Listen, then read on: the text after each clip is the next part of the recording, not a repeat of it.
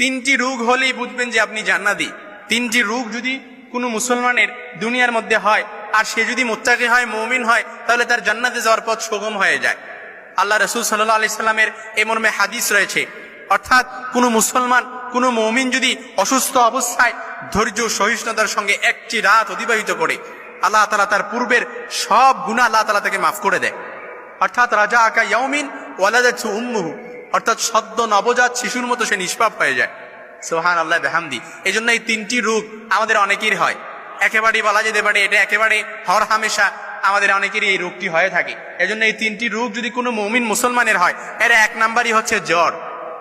অর্থাৎ কারো যদি জ্বর ওঠে, বুঝে নেবেন যে আপনার জান্নাতে যাওয়ার পথ সুগম হয়ে গেছে, কারণ জ্বর এটা হচ্ছে জান্নাতি রোগ।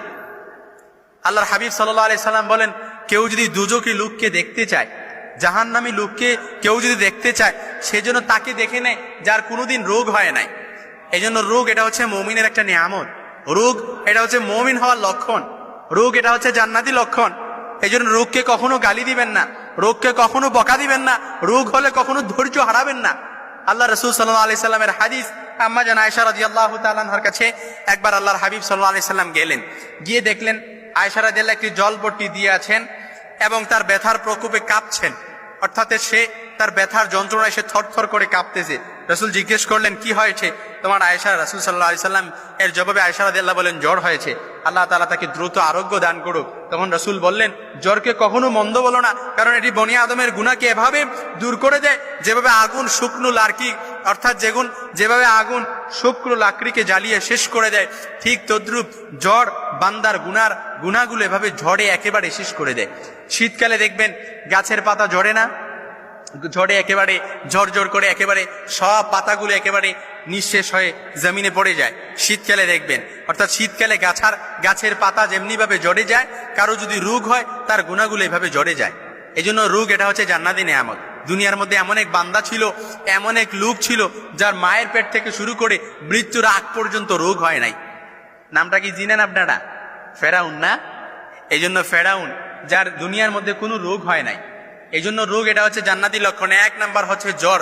জ্বর যদি কারো উঠে, বুঝে নিবেন যে আল্লাহ তাআলা এই জ্বরটা দিয়েছে আপনার গুনাহগুলোকে ক্ষমা করে দেওয়ার জন্য। জ্বরটা দিয়েছে আল্লাহ তাআলা আপনার ধৈর্য সহিষ্ণুতার পরীক্ষা নেওয়ার জন্য। এই জন্য জ্বরের সময় জ্বর যদি উঠে, বুঝে নিবেন এটা আল্লাহ তাআলার একটা নিয়ামত, এটা জান্নাতি রোগ। দুই নাম্বার হচ্ছে চুলকানি। কারো যদি চুলকানি হয়, এই চুলকানি হলে আপনি বলতে পারেন যে চুলকানি তো হুজুর অনেকেরই আছে। এই চুলকানি যদি কারোর হয়, বুঝে নিবেন এটা জান্নাতি লক্ষণ, কারণ এই রোগীকে ঘৃণাও করে থাকে অনেকে, এরকম আছে। এই জন্য চুলকানি প্রায় আমরা অনেকেই ভোগে থাকি। ধুলাবালির যে একটা পলিউশন আছে, এই পলিউশন থেকে অনেক সময় চুলকানি হয়ে থাকে। এই চুলকানি যদি হয়, জীবনে তাকে কুষ্ঠ রোগে সে আক্রান্ত হবে না, শ্বেত রোগে আক্রান্ত হবে না। এমনকি এই চুলকানি হওয়ার কারণে রোগে আক্রান্ত হলে ভয় না পাওয়ার এবং ধৈর্য ধারণ করে আল্লাহর নিকট যদি সাহায্য প্রার্থনা করতে পারে, আল্লাহ তাআলা তার পূর্বের সব গুনাহ মাফ করে দিবে। সুবহানাল্লাহ বলতে পারলেন না? এই জন্য আল্লাহর হাবিব সাল্লাল্লাহু আলাইহি সাল্লাম 3 নাম্বার যে রোগটার কথা বলেছেন, সেটা হচ্ছে চোখ ওঠা।